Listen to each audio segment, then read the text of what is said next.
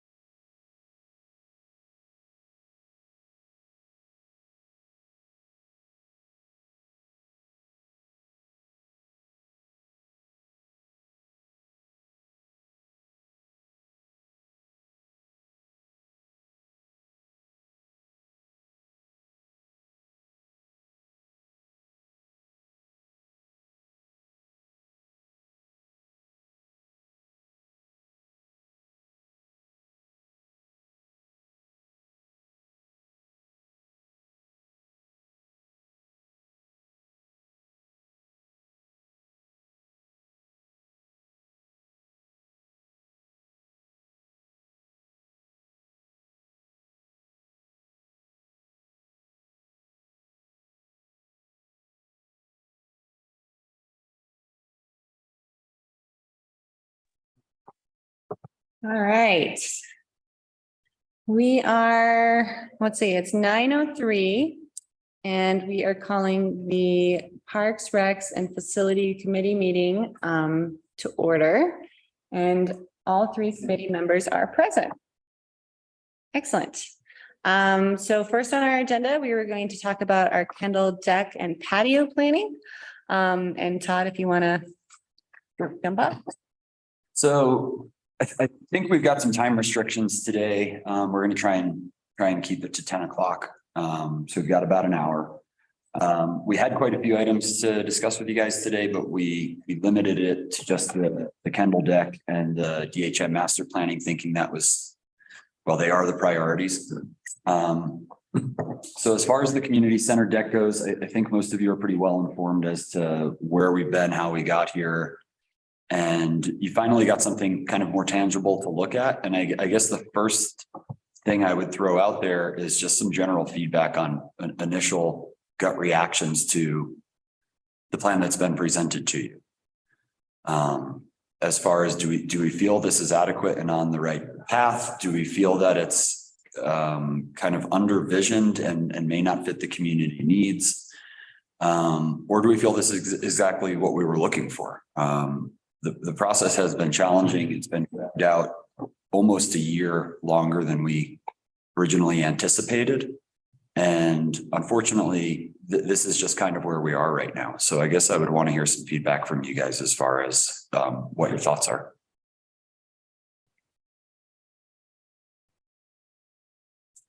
Sally?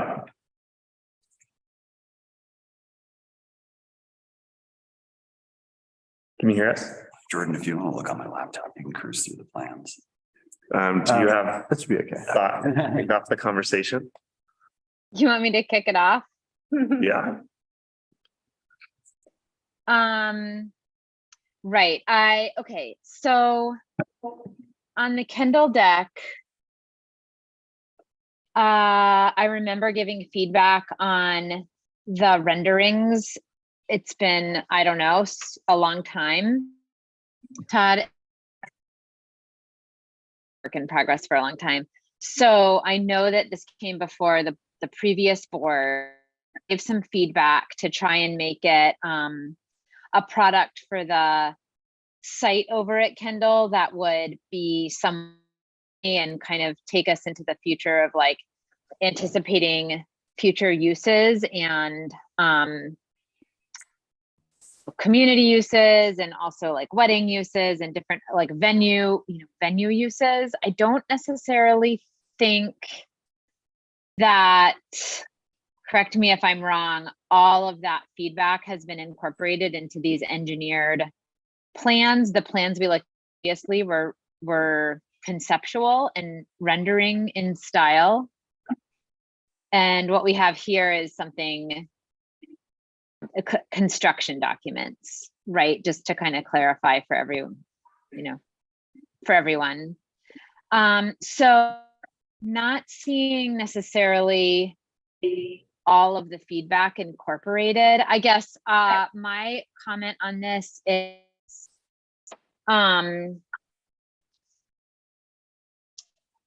we have some delay on this deck improvement.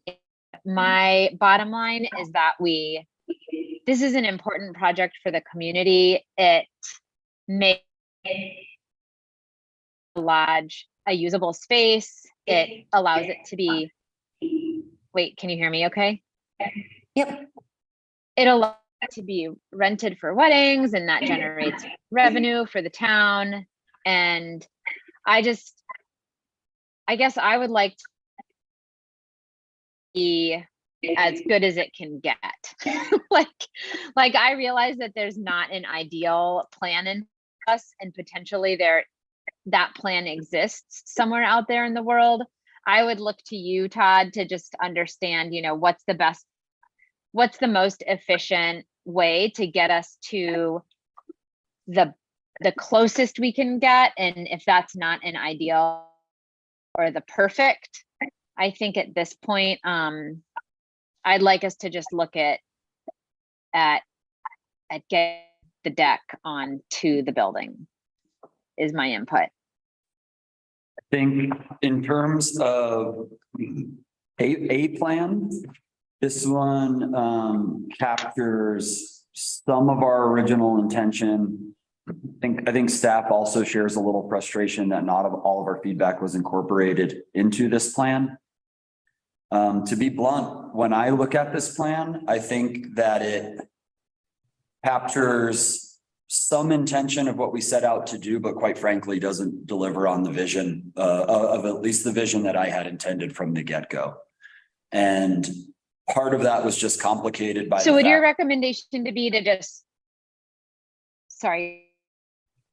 Oh, go ahead. I didn't hear what you said. No, I was trying to get to kind of your recommendation. Like, would your recommendation be to scrap what we have here in our packet today and start this again with the intent to be ready to have something that can be out for an RFP for construction, so that next summer construction's happening and it's ready in the fall? Like, I guess that's where I'm seeing, like, how does the planning interact with the construction timeline, and how do you see that process going? Like, is it time to rebid it? Is it time to use this with input from someone? Like, what are the different options that we have to make sure that the deck doesn't get delayed? Oh, I might have bad internet. The deck doesn't get delayed another year.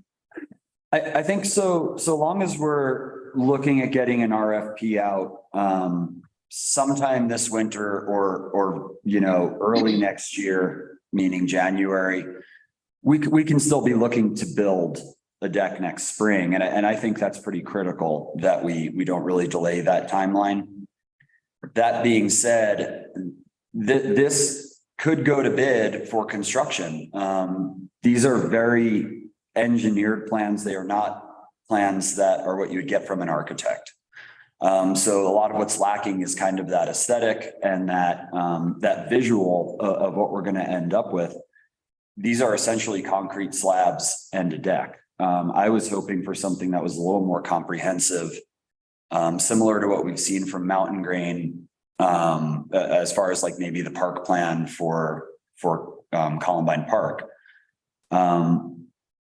And, quite frankly, like I said, I feel like we had really one round of input and then no input beyond that initial input. And we've kind of received what we've received, to be frank. And I don't like that as just a general workflow. I like frequent check-ins and the ability to really look at every component of it. I don't feel like we've had the opportunity to do that. I agree. I have just a pragmatic concise suggestion. It seems like even if these plans were perfect, to go through the actual build process, the builder's going to have feedback, questions, modifications. Architect needs to be engaged to respond to them in a timely manner. Like, I think first step is engaging a new architect. It sounds like we had a good experience with Mountain Grain. I'm not sure to what extent we have to bid this back out openly, or if we can just reach out to Mountain Grain and be like, do you have capacity to take this on?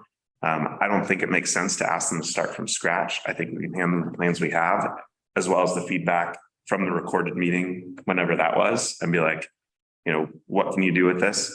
Also, we have this budget constraint. So tell us that all of our feedback is ridiculous and the current plan is outside the budget if that's the case. And then please develop a plan that's within our budget. And then I think this is a get or done type project, as opposed to like a wish list, like let's make it as perfect as possible. Cause I think there's some safety issues, practical aesthetic issues, and the building is not a 10 out of 10 anyway. And so I think if we were to like put a spectacular deck and architecture or you know, hardscape and softscape plan around that building, it's just going to kind of highlight how the building's maybe like a 6.5 out of 10 instead of like a 10 out of 10. Right. And I think, yeah, I think we should get the best deck we can within our budget as fast as possible. And it seems like the first step is getting an architect. I would agree. I agree with everything you just said. I think we're close. One of the concerns I have is I'm not sure. I would have to inquire as to if it's unorthodox to ask an engineer to send these plans to somebody else to finish them, essentially. I'm not sure if we retain whole ownership of these plans and they're essentially our property, or if they're property of the engineering firm. You should have a contract from engaging Dean originally. And I'm pretty sure that you own what you've received and paid for. Okay. And that was through the RFP. So since then, we've realized we do need to lay out like actual contracts with every. So this process was started before I came on. Yeah. And it started like that was, and it's okay to do the contract through the RFP, but I think moving forward, we want more assurances than that. Yeah, like, So we've really like learned a lesson from this instance, so, unfortunately. but I think that those are valid concerns. So I would recommend that we double check with Clayton and that in a worst case scenario, we just request consent from Dean to utilize these plans as a baseline for moving forward with, you know, other parties that, you know, can be more available. My thought being, you know, these plans, we have copies on paper, we have blueprints. What we would need to really engage a architect is probably the original like raw CAD files.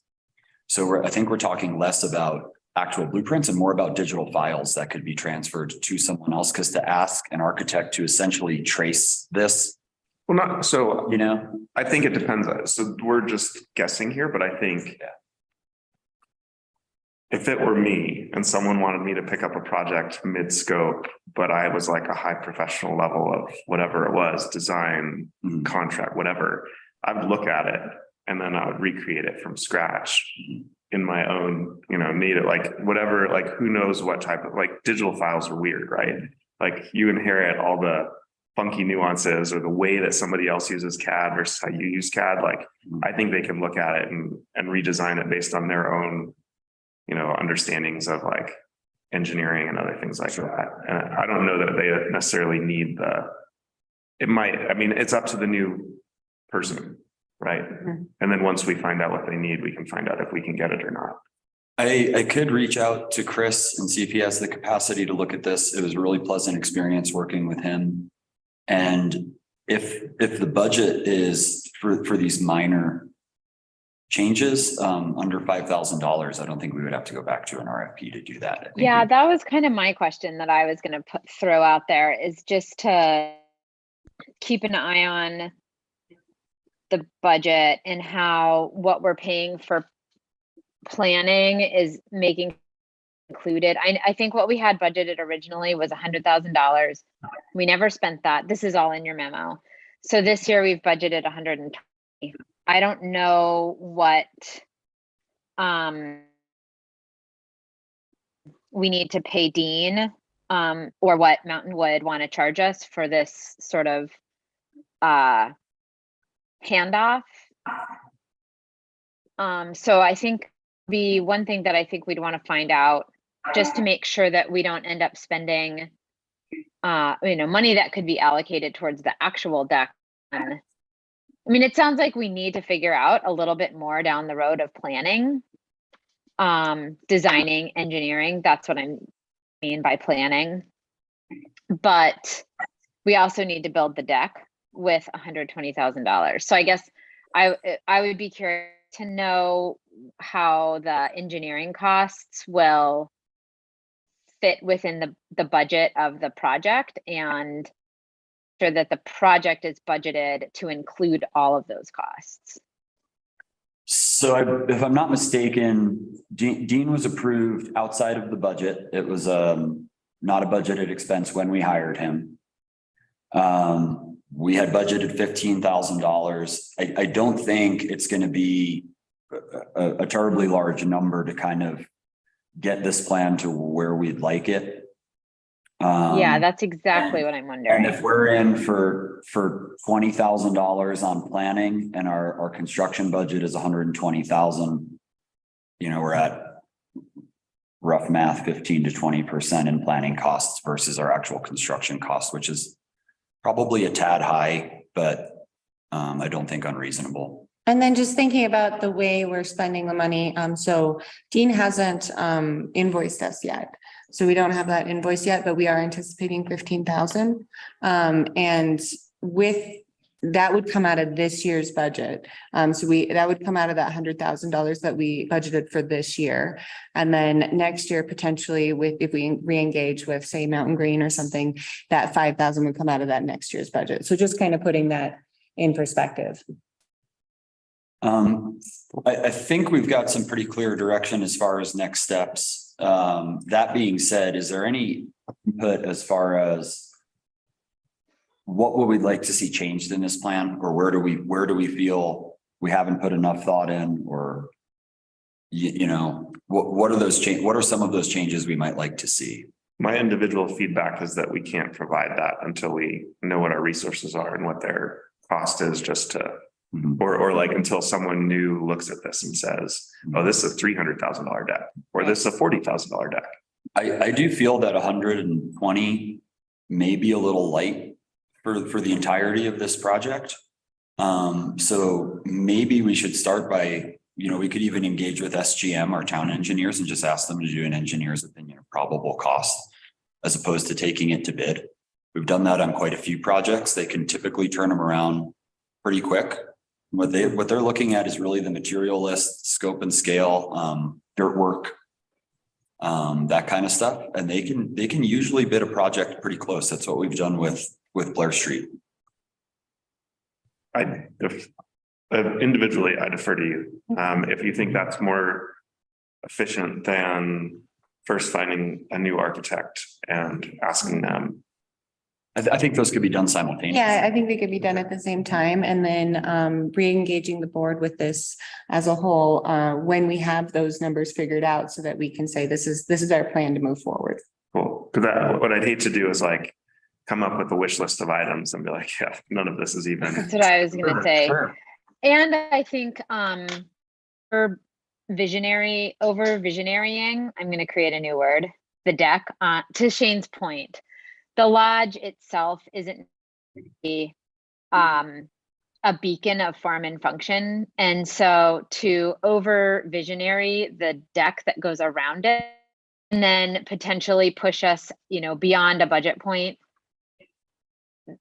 that we're comfortable with, and then sort of walk it back from there, I think sounds really inefficient and not necessarily like the target of the project. So I think, again, I agree with, I defer to you, Todd, on, what the best steps are to getting to something that, to me, the lens is what's practical, what's functional, what can we afford? I agree. So I think I'll engage with an architect, reach out to SGM for an opinion of probable cost. Once we have those two baselines as far as what an architectural service might cost, and what a project bid, you know, at least have a ballpark on that. It'll give us a lot more context to start making real decisions. And I'll just add the clarification and cleanup of where we're at with Dean to the list of kind of priorities. So finding out like to what extent can we utilize the existing plans based on the agreement we have with him and his understanding of it. And what files, hard copy or digital, you know, can we take? Great. Got it. Yeah, to get a value out of that as possible. Seems prudent. Great, thank you. Any additional context or thoughts, questions? Not really. I kind of had the same initial thoughts of, looking at plans and being like, yeah, it's a deck. Nothing, nothing good, nothing bad, but Well, it's a deck on the south end and a patio on the east side. yeah, So they're kind of, I mean, knowing that we just need something that's going to be functional too and Mhm. getting it done, but also, if we can snazz it up a little bit within our budget, then we should. All right, we'll use that as a technical term, snaz. I would say, given the constraints of the building, this will be significantly more functional than what was there. Mhm. It's not perfect. The building has a lot of constraints, but this will be a step in the right direction. As far as snow shed, mainly snow shed, the biggest concern. It is incorporating the lighted disco floor though, yeah. Yes. All right, I'm going to keep us on track here. If that is our direction, we will move forward with that. And then as soon as we have those numbers, try and re-engage with the board, potentially by the end of this month. So that should give us enough time to kind of get some good numbers for you guys. And I think a good goal would be to have this out for RFP by the end of January, would keep us on timeline and For build RFP. for construction RFP. Yeah. Will probably keep us online for initiating construction sometime in April or late April. I think we should keep that a priority. Absolutely. Nice. Thanks, I think, Todd. I think that's a good goal, but I also don't want you to be frustrated in the event that Thanksgiving and December holidays make that really tough to engage and get. Yeah. That is completely. So if it ended up being 30 days after that target, I think that still would be a great result. Sure. I think for a qualified architect, this is not an overwhelming project. All right. And any more discussion on Kendall deck? Just trying to be really conscious of everyone's time this morning, so Okay. pushing it forward. All right, so our next topic is our DHM master plan for Kendall. And I just wanted to say a couple words here. So when I started this job, my goal was to think, and I think the trustees' goal was to pursue the Kendall master plan as it was given to us from the previous staff in the community. And we recognize after years of trying to make headway that perhaps maybe this process isn't working. And it's okay to say, just take a hard look at it and say, is this working? Are we getting where we want to go? And it's a hard question to ask, especially considering all of the time and energy that has been spent on it. But I think if we look at all that time and energy, there's a lot of information that we've gathered within that time, and a lot of community engagement within that time. And so we've put together kind of two options in this memo, presenting to try and think about, well, if we want to continue with this master planning process, what would that look like? And what's our end goal there? And then if we maybe wanted to just take a step back and look at a different way to facilitate this, facilitate improvements, facilitate kind of looking at our parks as a whole. So all of our parks and how these assets potentially might be spread out, or how Kendall is just a part of a much larger pie that we have to allocate out. So our first option is to continue with the master plan and re-engage the public in the spring with community charrettes. I was wondering if DHM was on board for this, because they had given us kind of a deadline of December, but they are on board to help out with that. And then as part of that, we would probably need to re-engage another community committee. If we are going through with like a master planning process, maybe from that charrettes, we pull citizens or we ask if anyone would like to be part of that committee to move forward. My fear is that we've been down this road before, and that I'm not sure that we might be doing the service that the community wants. The second option in this memo is taking a different approach and looking at the process that might not be serving us at this time. And proposing to focus on improvements of the existing programming and assets at Kendall, and really bringing that to a level that we feel proud of. And that would be like more consistent services like grooming, the Nordic trails, rentals, skier, like just general ski area management, and having that capacity to do so. We are set up this year. It's an exciting time because we are kind of fully staffed going into the winter, which we didn't have last year. So that proposal is to get our current services and assets at Kendall up to the level that the community expects, while at the same time pursuing incremental changes and improvements.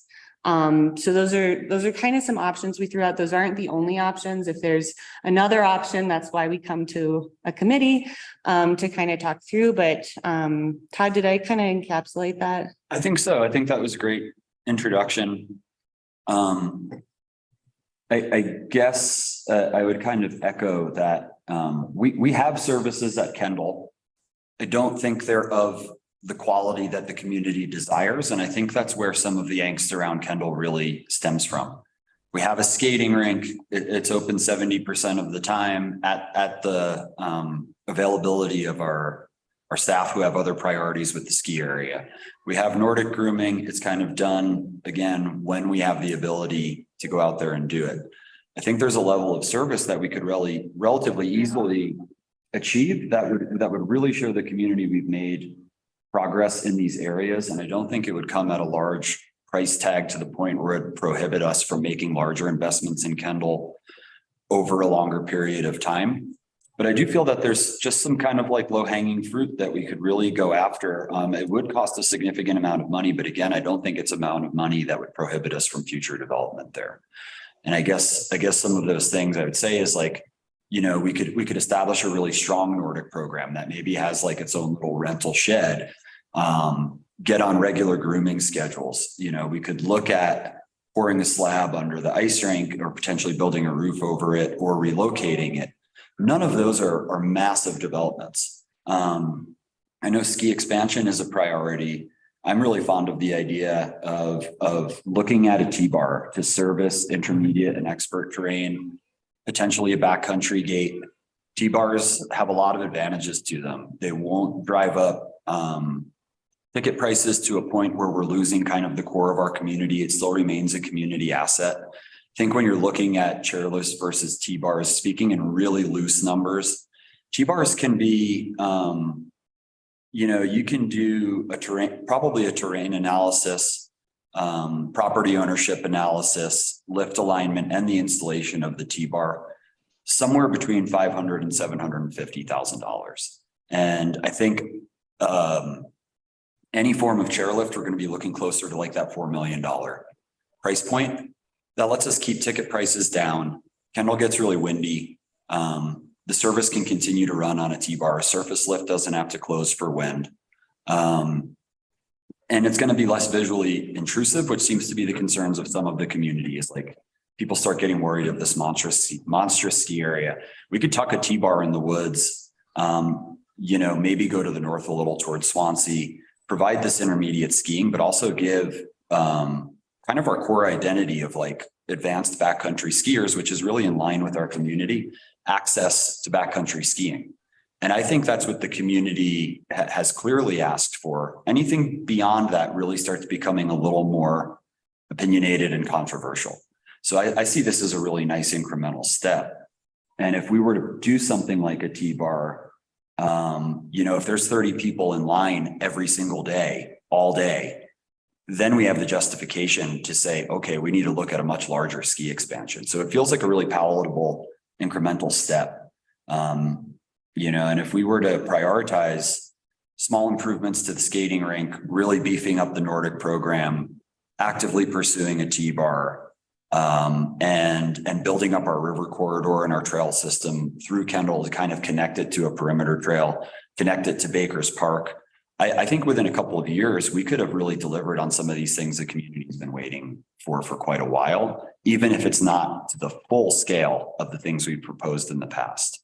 And I think it's a good way to potentially dip our toe in the water of investing in Kendall without over investing in Kendall or scaring off, our community members, because ultimately we need the support of the community to pursue any of these improvements. And each one of these could be looked at under a different lens. When we're looking at the skating rink, we'll be having these budgeting conversations and these planning conversations surrounding that single asset.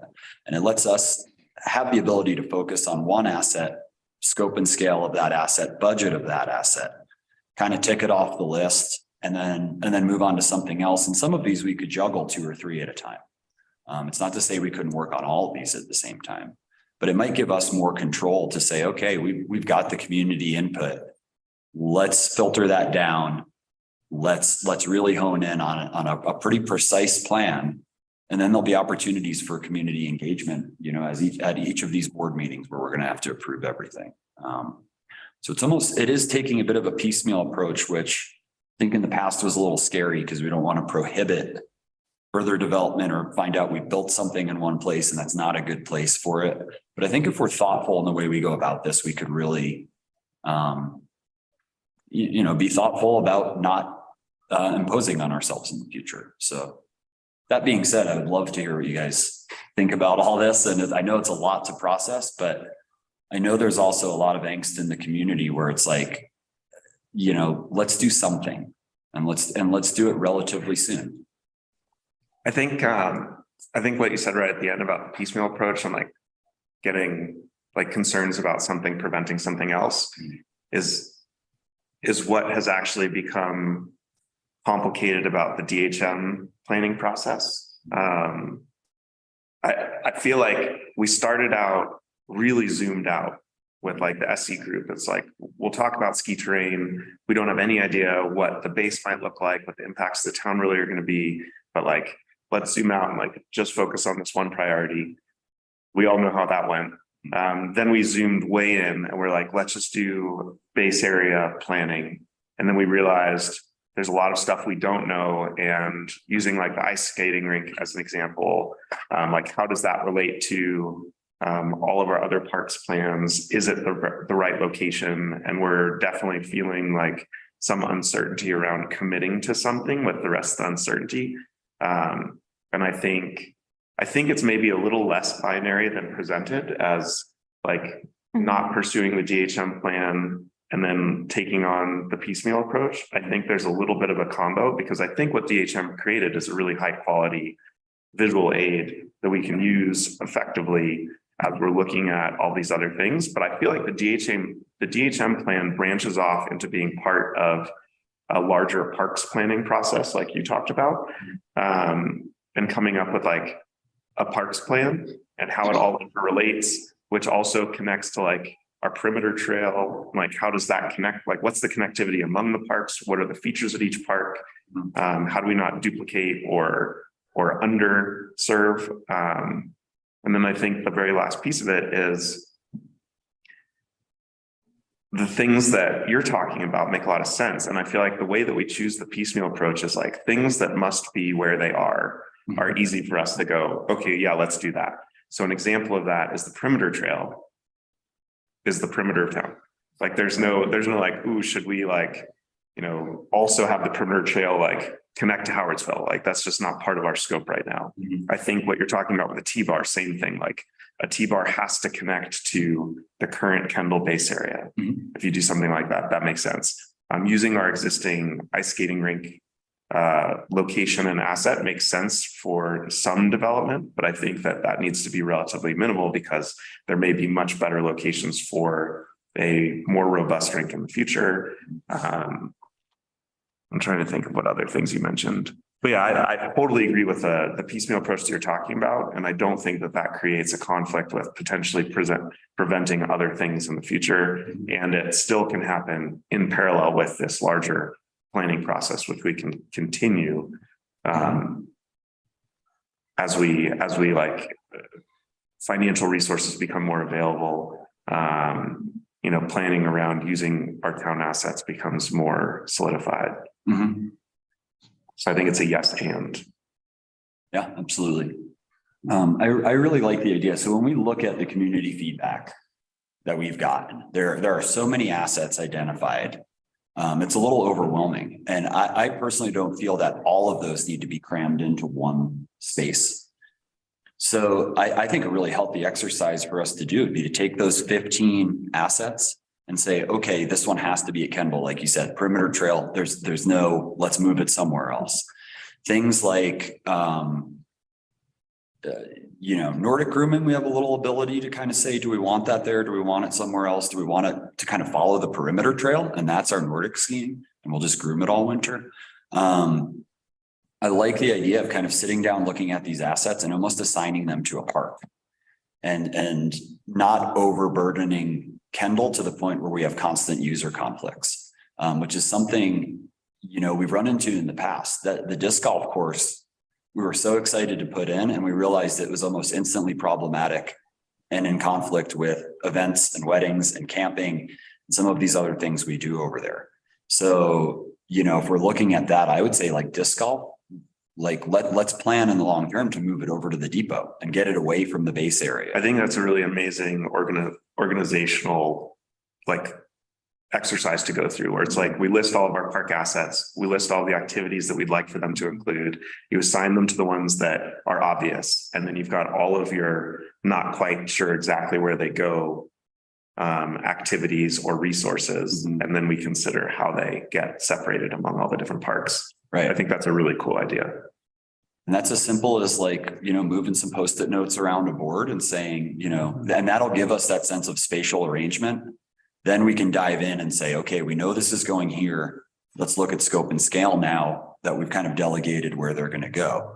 And then, you know, scope and scale, if we pursue this more piecemeal approach, I wouldn't encourage over investing in really any of these assets. But again, getting them to a level where if you want to go ice skating, you don't have to go find Chris or I. You know it's done, you know it's open, you know skates are available to rent. And I think what we're going to see is a really, really significant increase in users where we can justify some larger investments. Because right now, you know, you're at the mercy of, is Chris still putting a hairdryer on the chairlift so the skating rink isn't, you know, plowed yet? And that's the reality of how we've operated for quite a long time. And I think just eliminating those barriers to entry with each of these assets, the community is going to be like, you know, this is really what we've been asking for. You know, and like Gloria said, it's something I think we could really be proud of and just say we've gotten to a baseline, and that baseline is awesome. You know, Jordan? No, I like the approach, and I think it'll give us a little more security too, with not necessarily knowing, like on a bad snow year, the ice rink's probably going to get used a lot more. Or like on a bad snow year, you can still maintain, you know, a minimal Nordic track. It doesn't take a whole lot of snow or as much snow as, you know, opening the ski area. But no, I totally agree with everything everyone else has brought up. I like the idea of a T-bar too. I think one of the big things, you know, we can do too is lean on our adopted documents. Every time we're discussing one of these assets, we can identify it in the Compass Project and our master planning and the Animas River Corridor Plan.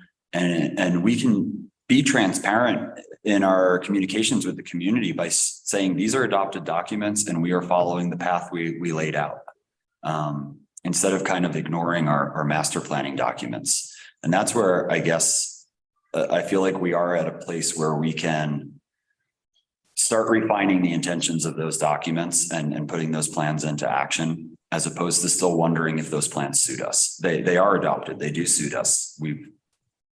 And for our public record, I mean, I think, you know, we were pursuing a lot of like micro and medium scale master plans or plans, partly because we didn't want to just wait until the overall master plan was completed. And we didn't know what that timeline was when a lot of those projects started 3, 4, 5, 8 years ago.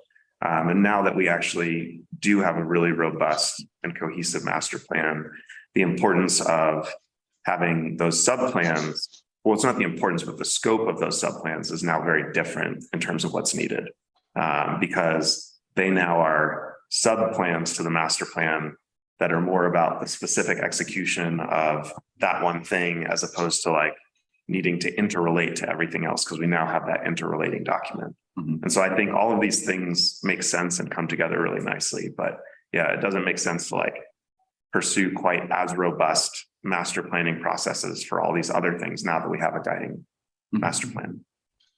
I think if we start looking at the assets too, just because something is ranked like ski expansion, ice rink, live performance and like, stage, stuff like that. It doesn't mean we have to go in that order. We can say, okay, we've expended quite a bit of funding in the last year. Why don't we start with tying into the perimeter trail and some riverwalk development, because that's going to be cheaper than doing an ice rink. We can have plans to do all of these things, but we'll be able to budget in a way where we can do them as it suits our budget. And I think that's really a nice opportunity to have. There's each of these things is going to require a significant amount of planning and process, even something seemingly as simple as improving our walking trails along the river corridor. We're going to have to do surveys and we're going to have to define ownership. We might have to work out some agreements with some landowners even. We need some bridges. We're going to need some bridges. If we want to pursue a T-bar, we need to start with defining ownership, and we need to start looking at slope angles, and we need to start looking at terrain analysis.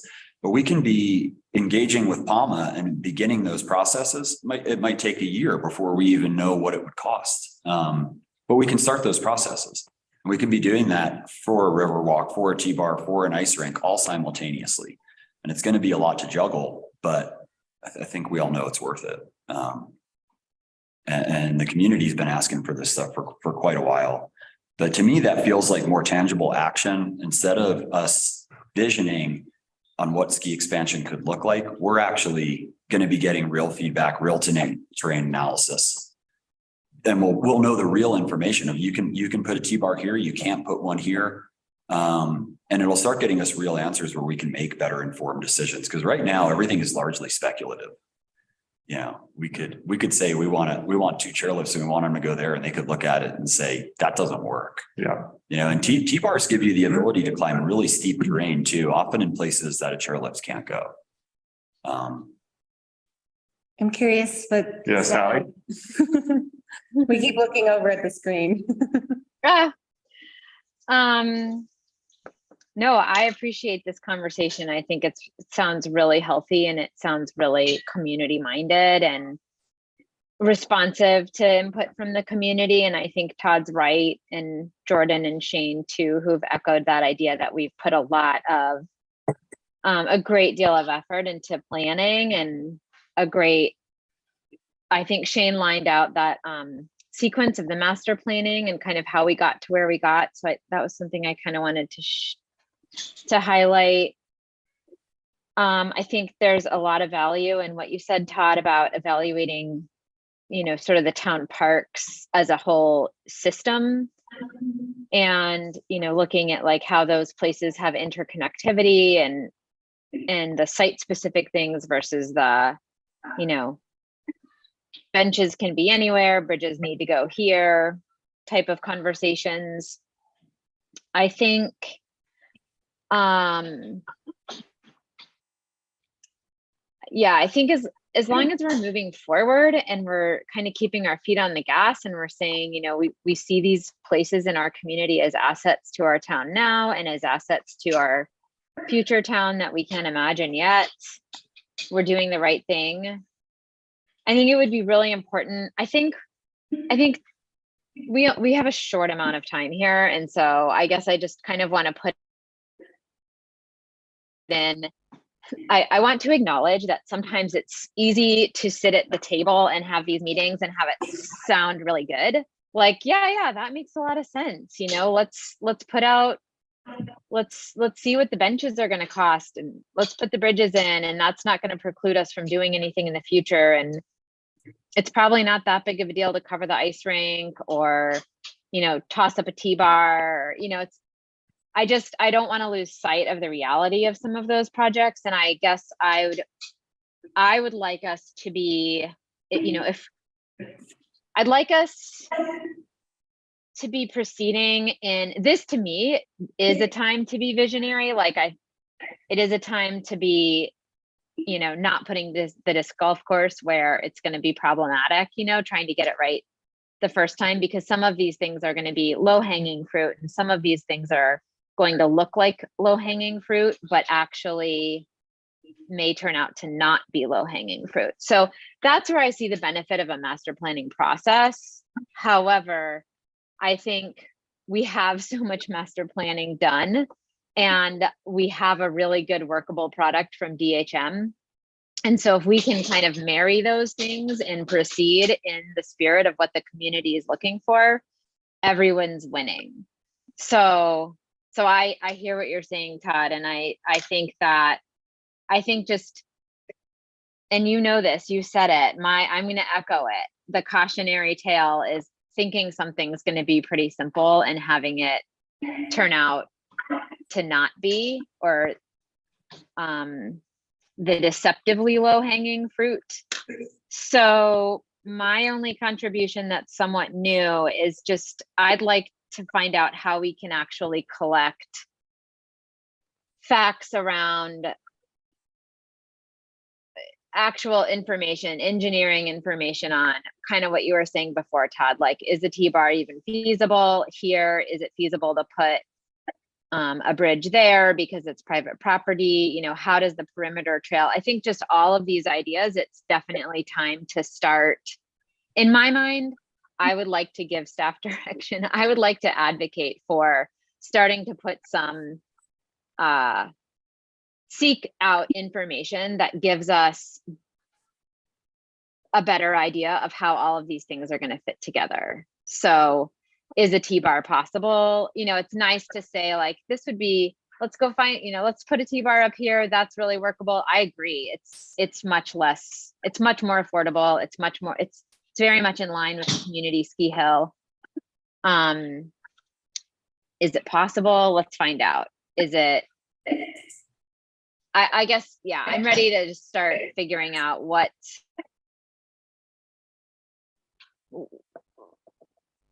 possible and what's not.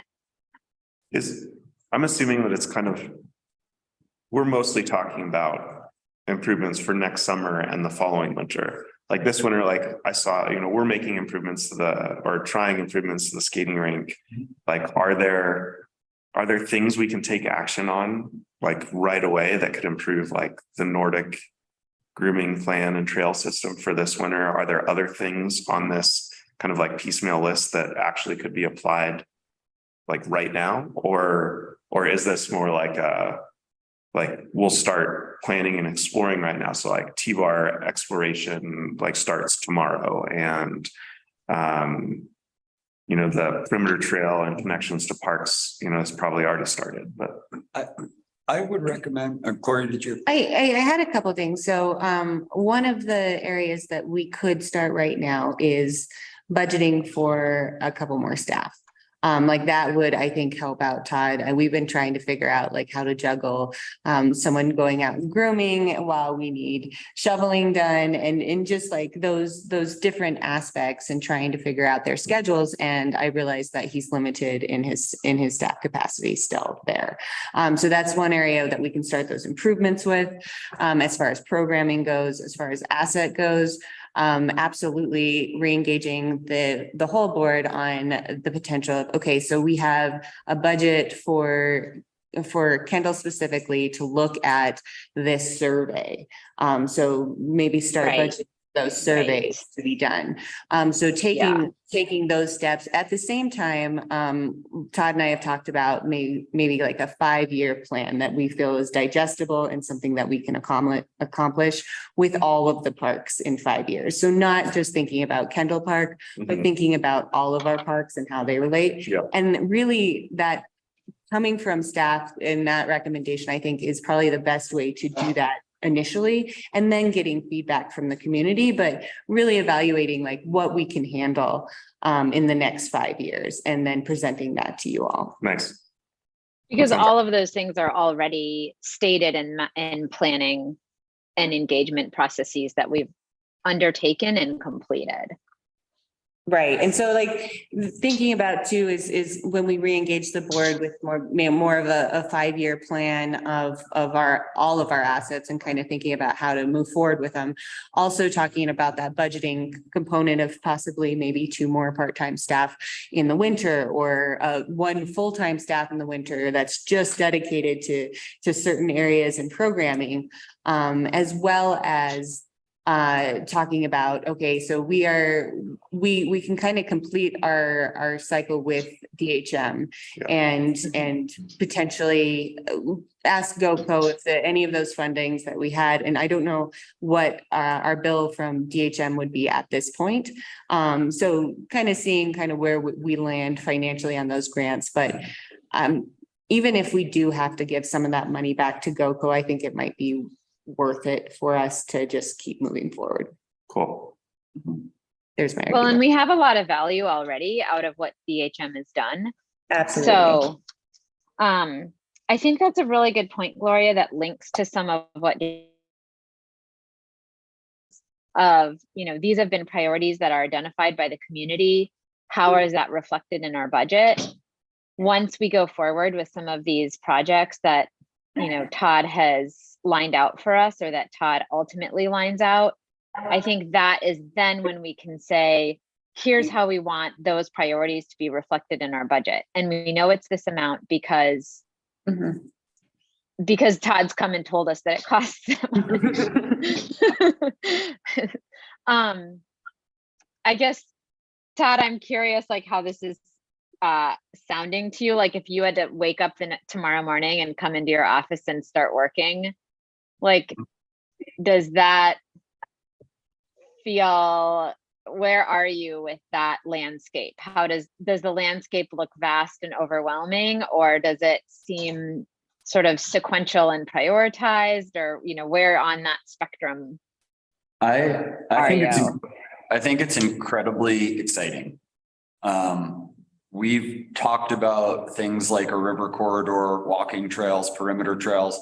And the only thing we really haven't done is gotten surveys and defined ownership and things like that. I guess if this is the direction we choose to move in, I guess my recommendation would be, let's start identifying those assets, doing that brainstorming, figuring out where we want them.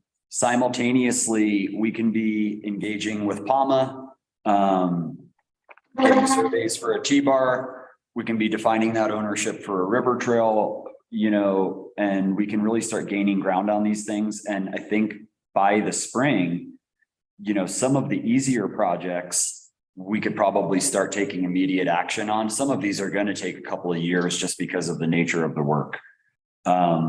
But I think it's a really exciting prospect to start delivering on some of this stuff for the community. I'm not overwhelmed by the scale of juggling all these things at once. And I think it'll kind of, that stuff will kind of filter itself, and we'll say we have the capacity to define the whole river corridor next year, even if it's just, being roughed in with a loader and being covered in crushed refined gravel.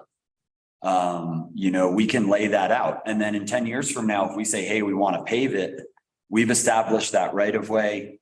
We've clarified ownership, so these can be incremental steps in that regard where, when I think of a river walk, I don't necessarily think of crushed refined gravel. I think of like sidewalk, concrete material. There's things we can do in-house. There's things we can't do in-house. Something like roughing in a trail and laying gravel, we can do, but that sets sets the course and delineation of that and establishes it as an asset, for the community. And it kind of reassures us that we have that. My concern is the longer we wait on something like a river corridor, we may lose our ability of continuous right of way. So I'm somewhat eager to kind of like establish these things. Because I feel like I would hate for someone in 30 years to say, why didn't they shore up the right of way along the river corridor for the community as an asset?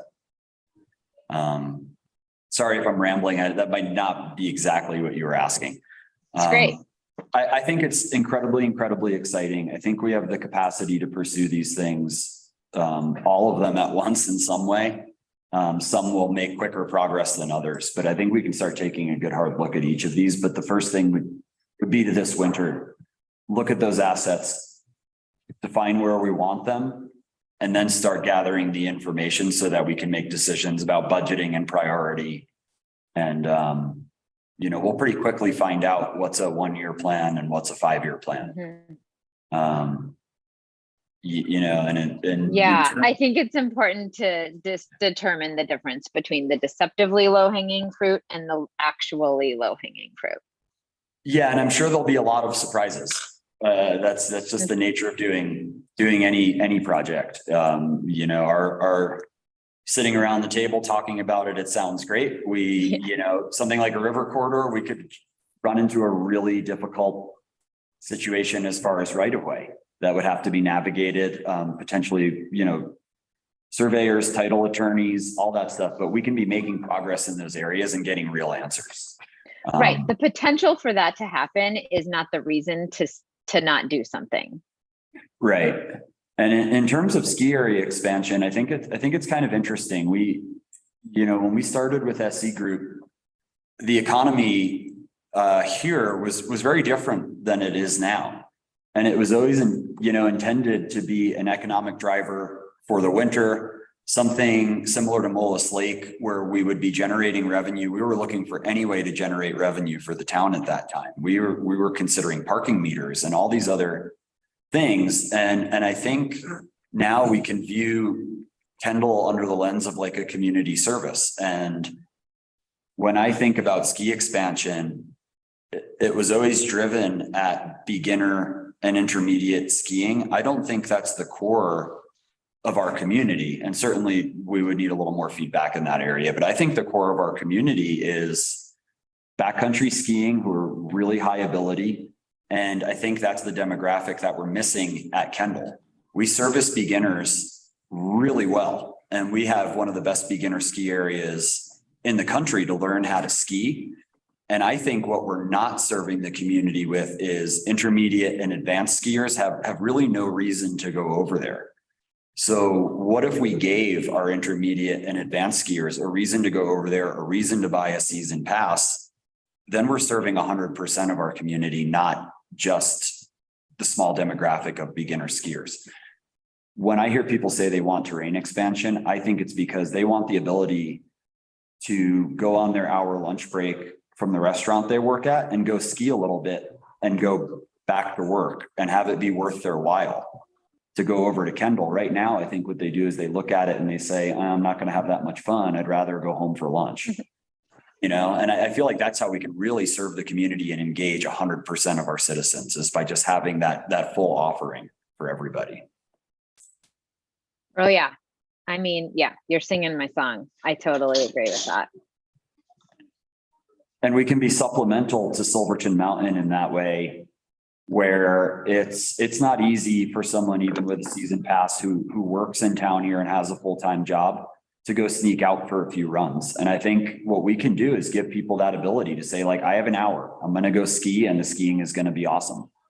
And it's not going to be so incredible that we're going to be a regional draw where we're changing the community in some significant way. I think we're giving our residents what they want, but we're not necessarily changing our identity or our soul or some of these things that, people are really afraid of us losing. And Todd, I love to hear your passion on this. I do. But I also want to keep us focused on like the DHM process. Right. I think we cleared that in the first Okay. like 10 minutes. So I just want to make sure our direction is to potentially come back with a more of a 5-year plan for our parks for you all, and then re-engage the whole board for kind of finishing up with the DHM process and then budgeting for the beginning of these assets. I think before re-engaging with the board, I know that there's a time constraint, but I think that organizational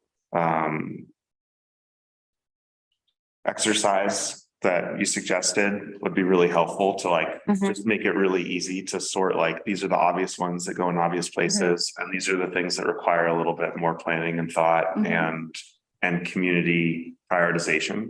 And that way, that also gives you like a lot of justification to be like, all right, we know that this goes here, and then within the things that go here, this one's the one that we could start on right now. And that way, like, I think when we end up in this place where we're having conversations like this, it's often because we don't have sufficient direction. And so everybody's kind of like brainstorming together. But I think now, like, if staff can provide us with the clear and obvious suggestion of like, oh, of course we do this. That's really like where I'd like to see, you know, the board on these things going forward, now that we've done so much engagement and planning and brainstorming. There's an alternative here too, which is we've been kind of asking Lee to be the visionary for us. We could go into these exercises in this committee, just schedule another meeting, start doing that arrangement. And we could at least utilize Lee to have a visual for the community, for the trustees that is dictated purely by the vision that we create. And we could expend those funds to have that visual, unless we feel that is really just muddying the water. I don't totally follow. I guess, you know, if we are going to internalize spatial arrangements and scope and scale Among all parks. Yeah, Not just Kendall. we could still utilize DHM and just change his direction entirely and say, we want the renderings of each of these, and that's your deliverable now, you know. So he would respond. I mean, I'm nervous. Like, It sounds like that just explode. I think at 103, that might be a bit of a big bite to chew off. But I think, to get back to what Shane was saying, what would benefit the board in helping them evaluate and analyze the parks campus would be for the staff to sort of do the synthesis of the planning and the community input. And, you know, because you have such a knowledge around all of those different assets, then create the framework that provides that synthesis. And then that's what the board can have to work from, so that the board can have a productive conversation about those assets. So if we were to do some form of asset identification, some sort of organizational structure to lay out for this process of how we're going to get there, and a timeline, and bring it back to the board, that you would see that as a productive first step. Totally. I think we could do that relatively easily. And I think there are any number of formats that takes, and that's your discretion and creativity. I think the things that are obvious in certain locations within certain scope, like we've just been talking about, like we have our marching orders, like let's go. And some of those things are 5-year things, some of those things are 6-month things. Like, let's work on those, and you can prioritize them however like our budget and capacity fits. And then the things that end up in that we're not sure where they go or what their scope is, like those things need to go in a different bucket of like further community engagement, further brainstorming, further planning. And I think that'll really help us clarify what we're working on and what still requires more work. Okay. Or more thought. Yeah, wonderful. In terms of what you communicate specifically to DHM, I don't see any reason why we don't continue to, like, that seems like the plan that we have could likely vary drastically depending on where those different community assets end up in the different buckets. But I don't see any reason to like fully disengage. I think, you know, we still could very well utilize him in in further visual planning, but if that makes you uncomfortable. I think the whole thing is just this idea of trying to facilitate this Kendall master plan and really taking a lot of our time to try and do that and wondering if that's worth it, if that's worth our time at this point to continue on that path while we could be utilizing our time in other areas. I think the answer is not really. Yeah. Yeah. I think maybe I didn't articulate it well. I guess what I was saying is, if we were to be up for it, we're going to need visuals of, DHM is also an architecture firm, an engineering firm. So even if we were to abandon the master planning process with DHM, when we're ready, we could see if Lee would be willing to stay on retainer and say, okay, we've decided we want an ice rink. Draw us the building, draw us the shed roof, and I guess that's where I was saying is maybe we don't have them facilitate a process, but we could still expend these funds for some of the visuals we're going to need for these processes, but we're driving the master planning process, not DHM. We're just utilizing them in an architectural engineering kind of way, to acquire the renderings. But that may not be respectful of Lee's time, and I'm not sure what the budget constraints are with the GoCo grant, et cetera. I think I would defer to Gloria on that. Yeah, I see the utilization of him drawing out the assets, but I'm not sure if we need that level of, we can like, as far as like visuals go, we can say, okay, this is a little eye and a circle for an ice rink over here, as opposed to over here, I don't think we need that level of visualization. I feel like it might be just an extra step at that point. But I think what I would recommend is that we see where we are at with our budget with Lee right now, because we might have expended a lot of these. Yeah. funds. It almost sounds like we're trying to figure out how to spend that GoCo money in a way that is beneficial to the town, which is a great question to ask, but but maybe we're not there yet. So I'm with Gloria on just finding out where we are, and then, maybe maybe deciding from there what it is that we would need. And what it is that we could afford. I do know Lee has a lot of projects, and this is a relatively small one for him. So I don't think it would be burdensome on him to just say, we're pursuing a different direction. I don't think that would be problematic.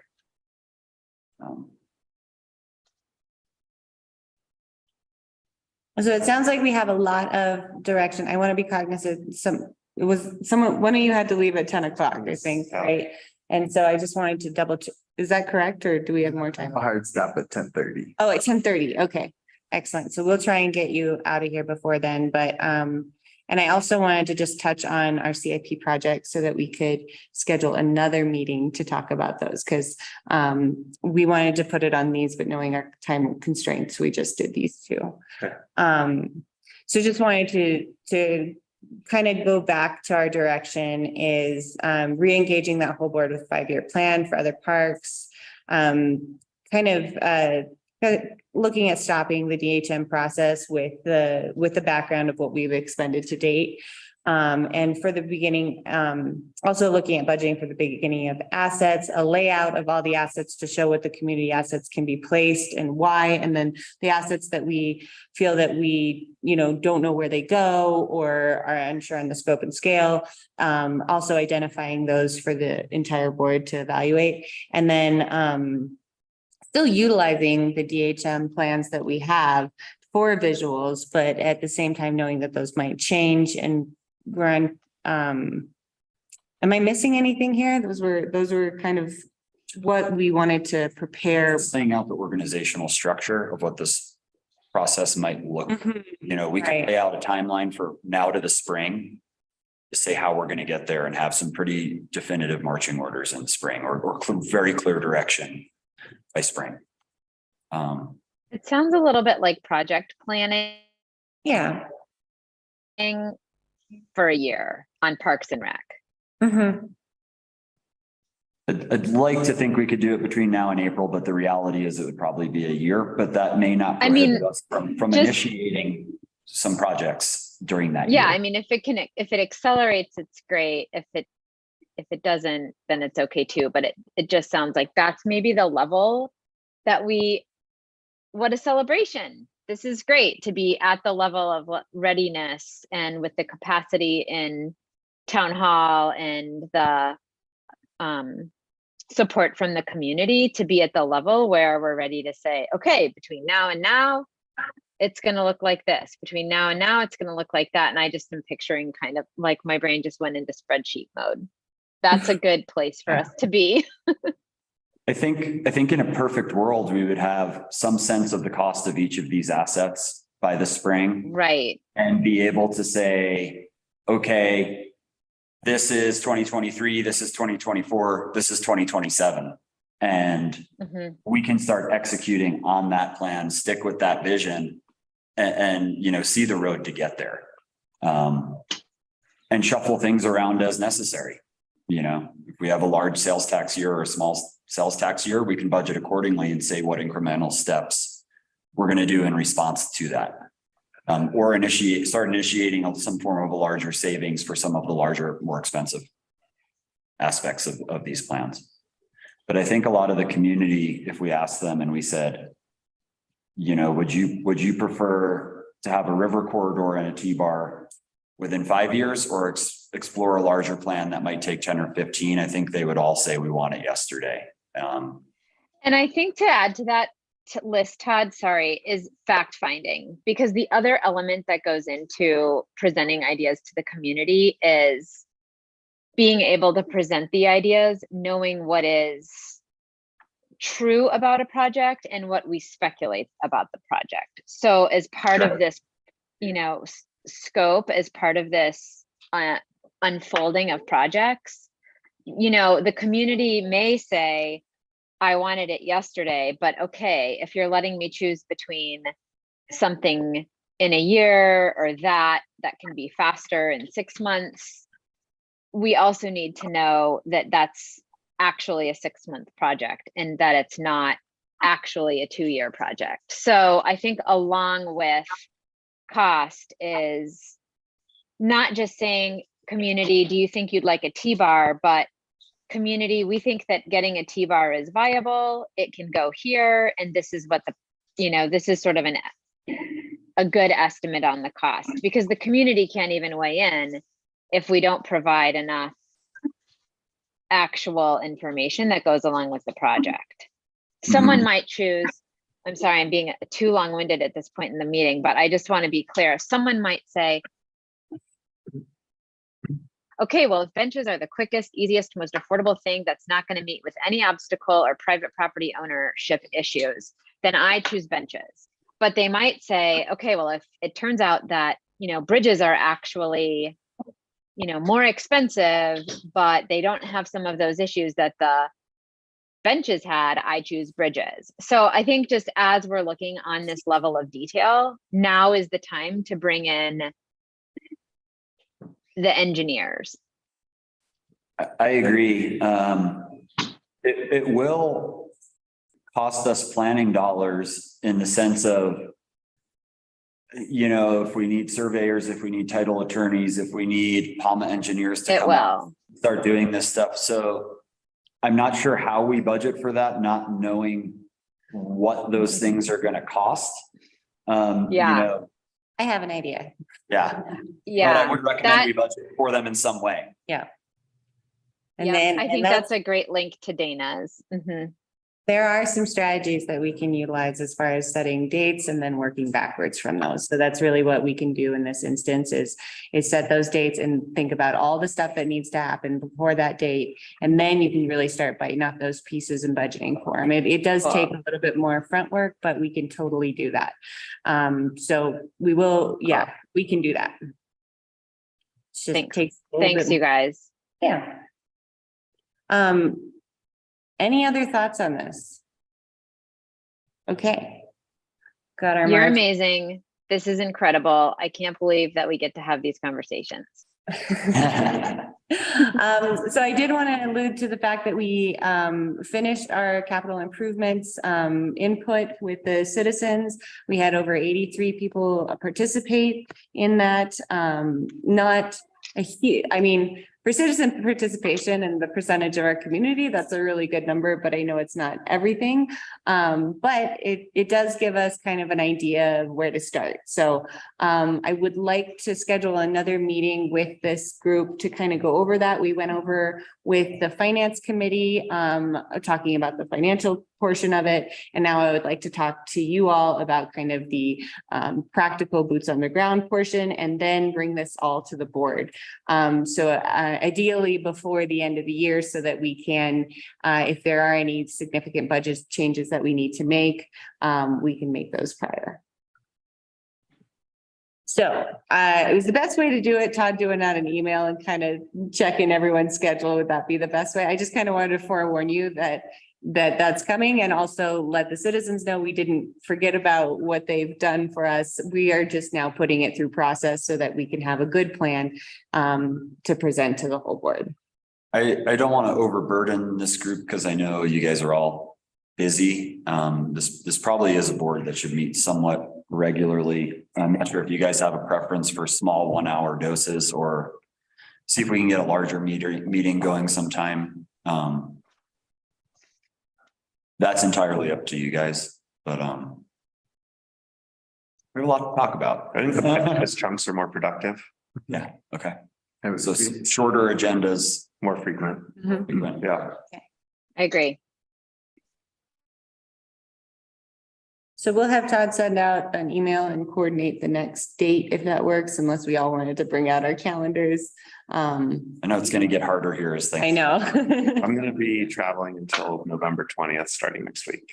Okay, Zoom maybe- in.